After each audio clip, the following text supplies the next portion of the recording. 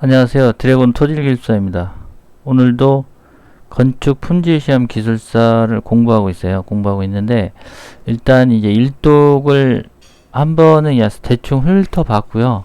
이번에는 조금 자세하게 좀 보고 있습니다. 자세하게 좀 보고 있는데 모르는 건 그냥 지나가고 있어요. 사실 모르는 건 그냥 지나가고 있고 너무 막 깊이 파려고 한다고 한다면 너무 이렇게 루즈해지고 이 공부를 제대로 할 수가 없습니다. 그래서 저는 이렇게 한번 훑어보는 식으로 지금 하고 있거든요. 그래서 조금 더 자세하게 들어가고 좀 자세하게 좀 들어가고 이런 식으로 좀 해야 될 것 같고요.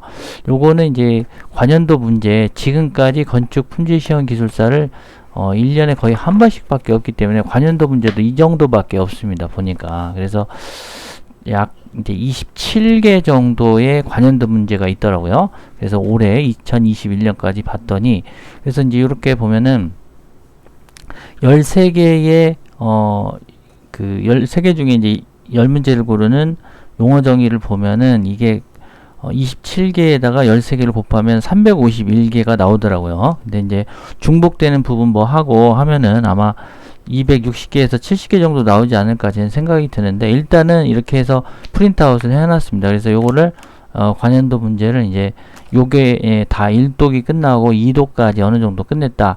그러면 일주일 내에 이제 거의 다 되겠죠. 다 된 다음에는 이제 요거를 가지고 200문제를 만들 겁니다. 200문제를 만들 건데 거의 이제 중복되는 것도 좀 많이 있더라고요. 있고 표준관입 시험이 또 많이 나온 적이 있고 뭐 콘크리트 수하열 그다음에 용접에 대한 부분 뭐 이런 부분 시방서에 대한 부분 뭐 이런 것들 방수 뭐 나오던 것들이 계속 나오고 있기 때문에 결국은 이 책을 한번 읽고 나면 어느 곳에 어떤 것들이 있더라 그러면 얘를 이제 작성할 때 요 관연도 문제를 작성할 때 얘를 이제 어떤 지침을 가지고 가이드라인을 가지고 쓰는 거죠. 근데 이 책은 대부분 이제 굉장히 빡빡하게 이렇게 좀 써져 있어요. 빡빡하게 써져 있기 때문에 어떤 개념도하고 그림을 같이 병행해 가면서 200문제를 만드는 거죠. 그래서 만약에 서술형도 기회가 된다 그러면 만들 수 있으면 만드시는데 저 같은 경우는 그냥 용어 정의만 가지고 서술형을 그냥 풀어 나갑니다. 그래서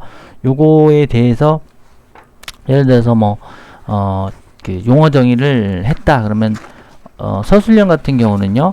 예를 들어서 이런 게 하나 나왔어요. 공동주택 건식벽지에서 요구되는 품질관리 방안. 그러면 어떤 품질 관리 방안인데 이제 PDCA도 들어갈 거고 개념도에 그리고 공동주택의 어떤 아파트에 대한 건식벽체이기 때문에 어떤 벽체에 요구되는 어떤 품질 관리 방안이 있을 겁니다. 그런 것들을 이제 써나가는데 분명히 PDCA는 들어가게 될 거고 그리고 어떤 품질 관리 방안에 있어서 어떤 기준도 들어갈 것이고 그 기준에 맞춰서 어떤 관리 방안에 대한 대책들이 나오겠죠. 그러면 얘를 이제 품질관리 방안으로 용어 정의를 삼으셔도 되고 아니면 건식벽체에 대해서 어떤 품질관리 방안 그렇다면 건식벽체라면 예를 들어서 어떤 시멘트 판도 있을 수가 있겠고요. 아니면 석고판으로 된 합지 뭐 이런 식으로 된 그런 판들도 많이 있잖아요. 그래서 그런 것들에 대해서 요구하는 품질 관리 방안인 것 같아요. 그래서 그런 것도 이제 썰로 풀어내는 그러한 방법이 될 수 있겠고 두 번째는 이제 건축물의 커튼월에 해당되는 뭐 이런 부분들 누수가 될 수도 있겠고 어떤 뭡니까 그리고 어떤 전도열이나 어떤 그런 부분에 대해서 어떤 방사율이 저방사율이 뭐 이런 부분도 있을 수가 있겠고요. 커튼월에 대한 어떤 그런 개념들을 대충 이제 이 책에서 얻었다고 한다면 그것에 대한 품질 관리 방안을 이제 썰로 풀어 나가게 된다는 거죠. 그래서 어떤 것을 가지고 개념도를 잡고 그리고 품질 관리에 대한 어떤 문제점이나 어떤 원인이나 문제점이나 이런 것들이 있다고 한다면 대책으로 방안으로 이렇게 해결해 낼 수 있고 도출해 낼 수 있다면 뭐 서술형은 그냥 그대로 그냥 써주시면 된다고 저는 생각하고 있기 때문에 결국은 용어정의다. 어떤 모든 시험의 부분은 이제 용어 정의를 가지고 썰을 풀어나가는 것이다라고 저는 지금 생각하고 있어요. 그래서 이제 표준관이 시험에 대한 NC 활용법도 여기 나와 있네요. 책에서도 나와 있지만 제가 이제 토지는 알고 있기 때문에 대충 이렇게 보면 이제 압니다. 그래서 한두 번 정도만 보고 이제 넘어가는 거죠. 사실은 한두 번 정도만 보고 이제 넘어가는 식으로 할 거고요. 아, 상대 밀도는 이런 거고 내부 마찰각은 이런 거고 지지력 계수, 탄성 계수는 이렇더라. 두남하고 테레자기에 어떤 상관관계가 있더라. N값의 수정 N치가 있겠고요. 롯드나 토질에 의한 수정, 그리고 상지하 중에 의한 수정. 아, 이런 것만 알아도 뭐 저는 이제 대부분 이제 알고 있다 이렇게 생각하면서 넘어갈 수가 있어요. 그래서 이제 쓰라고 하면은 또 쓰는 문제도 다르기 때문에 요 200문제, 여기서 200문제를 이제 발췌하고 거기에서 이제 요런 내용들을 보강하면서 이제 추가하는 거죠. 추가해서 200문제를 이제 어떤 책에도 나와 있지 않은 나만의 그러한 이제 200문제를 이제 만들어가는 겁니다. 그리고 그것을 가지고 서술형 같은 경우도 썰을 풀어내는 식으로 해서 계속적으로 이제 그 용어 정의에 플러스 알파를 한다는 거죠. 그래서 이제 N값의 수정 뭐 이런 게 나와 있고 베인 테스트 어떤 저항하는 모멘트에 대한 전단 강도 이렇게 보면 이제 대충 아는 거죠. 이게 제가 이제 토질 쪽입니다. 토질 쪽은 거의 뭐 제가 이제 알고 있는 내용이기 때문에 이건 사실 그냥 지나가도 되지만 그럼에도 자기가 알고 있다고 하더라도 다시 쓰라고 하면 쓰는 부분하고는 또 다른 내용이 될 수가 있어요. 그래서 이런 그 토질이 나오면 사실은 이제 좀 살짝 뭐 표현이 좀 그렇습니다만은 그냥 거저 먹었다 생각하고 이 부분은 이제 대충 이렇게 훑어보는 식으로 하고 넘어갑니다. 그 다음에 콘크리트에 대한 부분은 제가 뭐 콘크리트 기사에 대한 부분도 이제 학원에서 이렇게 찍은 적이 있어요, 강의를. 그래서 이제 요 부분은 이제 대충만 봐도 알고 제가 사실은 품질을 10년 동안 했기 때문에 요 콘크리트는 뭐 거의 뭐 제 손 안에 있다 이런 생각하면서 나름대로 그냥 그 어떤 썰을 푸는 것은 문제가 없다 이런 생각하고 있고요. 뭐 균열 지수 이런 것들 다 대충 그런 것들 나오는 거지 않습니까? 그래서 아, 그런 것이구나 라고 이제 생각하면서 뭐 브리딩 테스트, BB 테스트 뭐 이런 것도 있고 압축 강도 시험이 있고요. 초음파 음속법 뭐 이런 것들이 있겠고요. 그래서 콘크리트에 대한 것만 알아도 거의 반절은 다 먹고 들어갑니다. 그래서 PC나 커튼홀 공사, 이제 PC나 커튼홀 공사도 뭐 제가 이제 건축 품질을 좀 해봤던 기억이 있어요. 그래서 다 이런 것들도 뭐 알고 있는 내용이다. 그냥 몰라도 알고 있는 내용이다라고 생각하면서 지나가도 크게 문제 없습니다. 왜냐면 모르는 문제 다시 찾게 되거든요. 다시 찾고 또 찾고 또 찾고 이렇게 됩니다. 그래서 어떤 옥지의 함수일이나 뭐 초고층 공사 알고 보면 뭐 다 이게 뭐 타워크레인 설치하고요.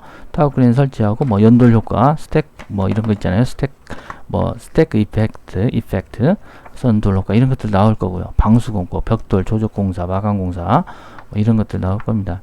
그래서 말은 쉽죠. 사실은 말은 쉽게 할 수는 있지만 사실 진짜로 써가는 것은 내가 이것을 한번 읽고 난 다음에 자신감을 갖고 벌써 다 한번 봤다 생각하면요 자신감이 넘쳐 흐릅니다. 자신감이 넘쳐 흐르고 그 다음에 이제 썰로 풀어가는 것은 썰로 풀어갈 수 있기 때문에 그래서 이 부분에 이제 200문제를 관련도 문제를 가지고 또한 이제 답안지 이렇게 적는 겁니다. 답안지 적어 가면은 이게 이런 것도 이제 눈으로 이렇게 보는 거죠. 표준관 시험 A 공리양 콘크리트 수화열은 뭐고 콜드 조인트는 뭐고 와류 탐사법 그리고 금속의 부식 방지 철골 용접의 스칼럽 그리고 뭐 CPB 건축공사 표준시방서 성능 규정 KS 분류 국외 산업표준, 방수공법 선정시 고려사항, 그리고 철근 콘크리트 구조체에서 상태평가 이런 것들 생소한 것들은 체크해 보시고요.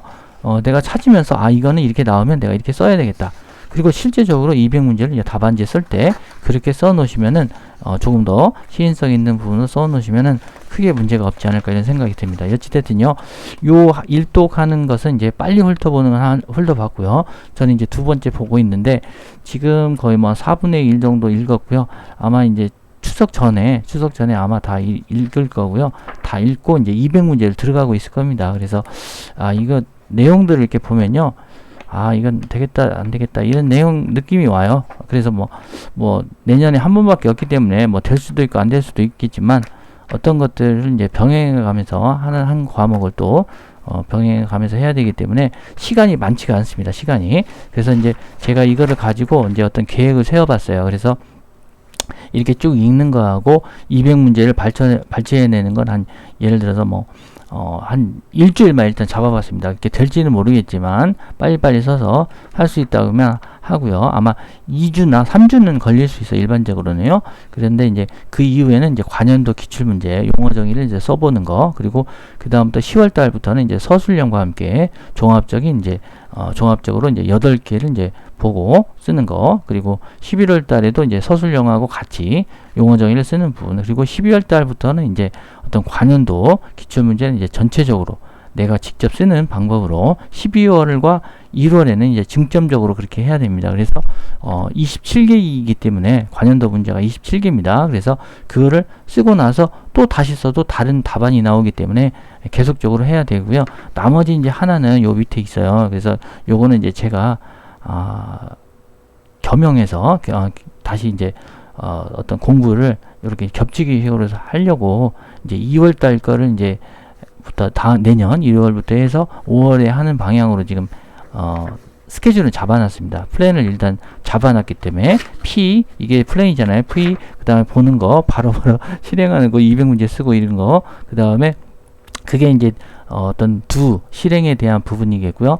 이제 체크는 내가 이제 했던 것들은 이제 체크하고 확인하고 뭐가 틀렸는지 확인하고요. 그런 다음에 이것이 부족하구나 그러면 조치를 PDCA에서 액션을 어떻게 취할 것인가 이거를 더 첨부해서 더 보강해야 되겠다 이런 것들을 이제 알게 되거든요. 그래서 PDCA로 항상 여러분들 이제 공부하실 때 그렇게 하시면 되겠습니다. 그래서 오늘 여기까지 하고요. 다음 시간에 또 공부하는 그런 방법이나 모습들 보이면서 같이 윈윈할 수 있는 그런 성장의 발판으로 삼을 수 있는 영상으로 제가 만들 수 있도록 하겠습니다. 오늘 수고 많으셨고요. 보는 것만으로도 수고 많으실 거예요. 어찌됐든요. 이렇게 하는 방법을 따라하자. 아니면 이렇게 해서 나도 할 수 있겠구나 라는 생각만 들으셔도 기술사는 벌써 반절은 되신 겁니다. 그래서 아무튼 제가 하는 방법 좀 보시면서 또 처음 시작하시는 분들은 다시 어떤 노하우도 배워가시고 또 어떤 희망 아니면 어떤 어떤 하나의 그 방법만 배우셔도 저는 이제 기술사는 다 되셨다, 거의 다 되셨다라는 생각이 들어요.